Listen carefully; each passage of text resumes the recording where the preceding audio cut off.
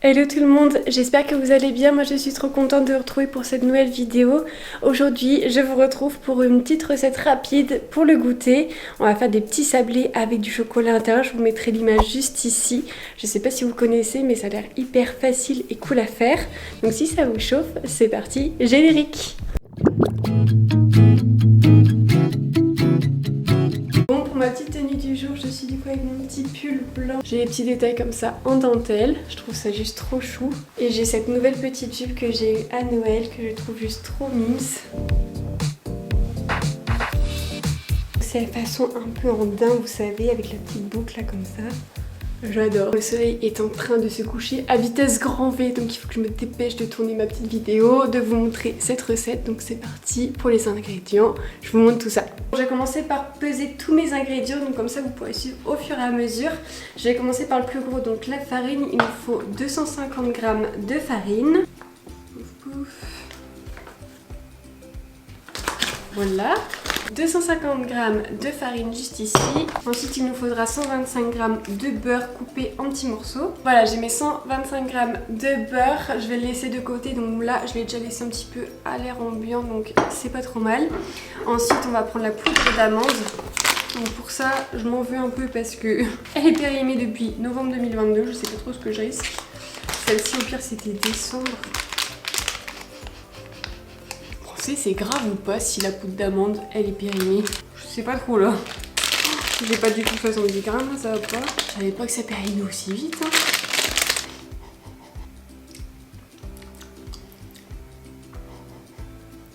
Elle a pas de goût. Je suis pas sûre que ce soit une si bonne idée. Bon, du coup je vais remplacer la poudre d'amande parce que je le sens pas du tout par un peu de farine supplémentaire. Donc c'est pas grave, on va mettre 40 g en plus. Je disais de mettre moins de farine qu'il n'y a de poudre d'amande. Oula, j'ai mis 56 g. Bon, c'est pas grave. Ça sera de l'approximatif. On va voir, ça devrait être très bon quand même. Bon, ensuite, essayons de suivre un petit peu cette recette, n'est-ce pas? On va mettre 80 g de sucre glace. On va prendre un œuf. On rajoutera une petite pincée de sel et des chocolats pour finir, pour mettre dans les biscuits. J'ai ressorti mon bébé, mon robot, et j'ai eu un nouveau bol. Vous allez voir, je le surkiffe. J'adore ce robot là, sauf que le bol il est, vous savez, en inox comme ça. Et je voulais voir un peu les préparations quand je mélange, je trouve ça beaucoup plus satisfaisant. J'ai reçu ce superbe bol transparent. Comme ça, on pourra beaucoup mieux voir en vidéo et ça rendra bien mieux. J'avais trop hâte de le tester et je le réservais rien que pour vous. Je vous ai changé de position pour que je puisse brancher du coup le robot et qu'on puisse mieux voir.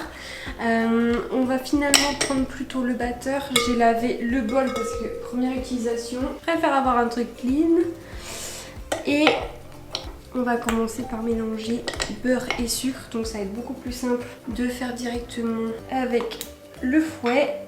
Et après on mettra au pire la feuille. Ça fait une bonne quantité de beurre tout ça. Et après vous venez mettre le sucre glace. Là on fouette énergiquement.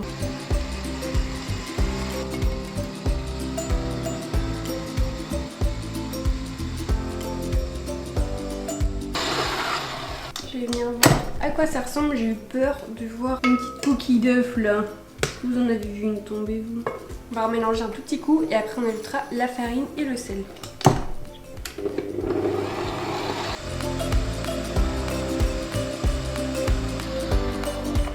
On va mettre un peu de farine et la pincée de sel.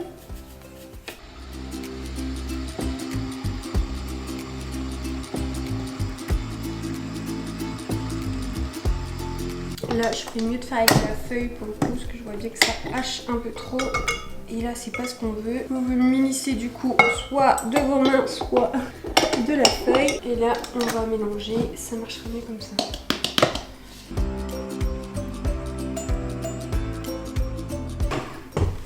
Voilà, on est pas mal. Là, je vais aller prendre un petit papier film et on va faire une boule avec la pâte et on va la mettre ensuite au réfrigérateur pendant 1 heure.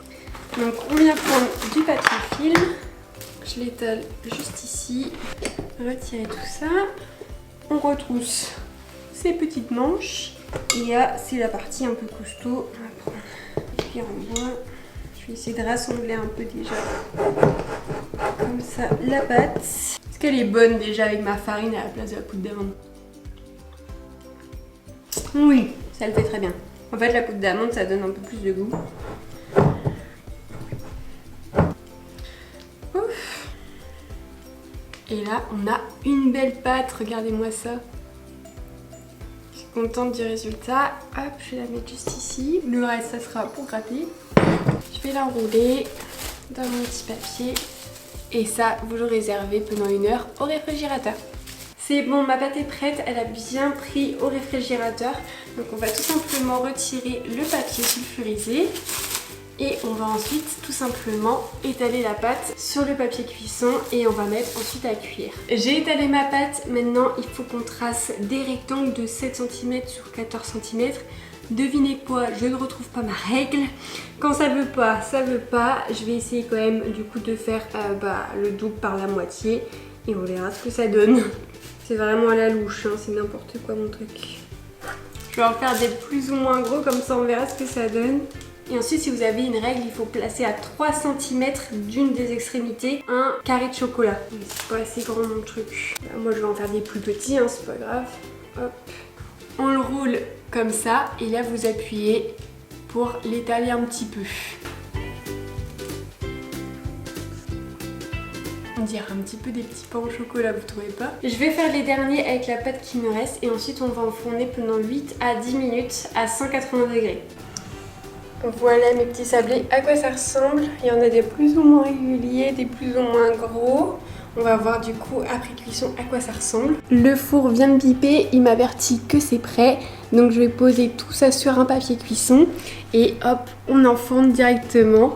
Donc comme je vous disais, 8 à 10 minutes à 180 degrés et on se retrouve après la cuisson.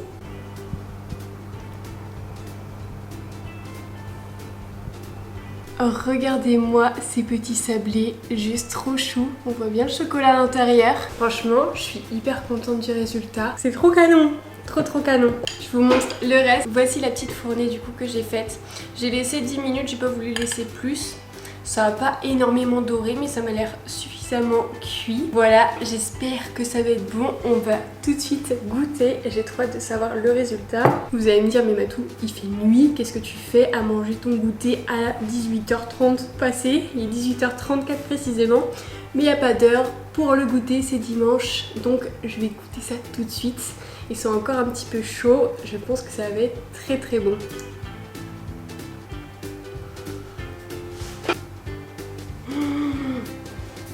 Ce chocolat fondant, truc de fou.